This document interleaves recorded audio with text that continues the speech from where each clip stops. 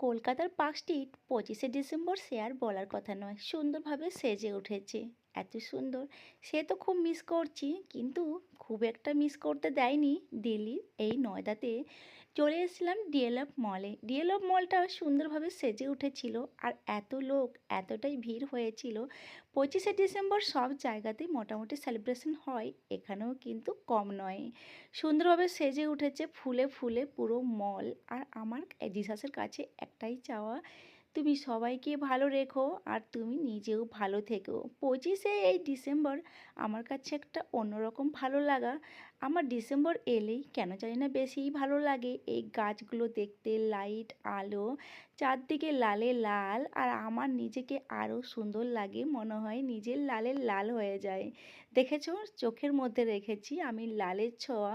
লাল পরতে চেয়েছিলাম কিন্তু খুঁজে পেলাম না, তাই একটা হোয়াইট পরে নিলাম।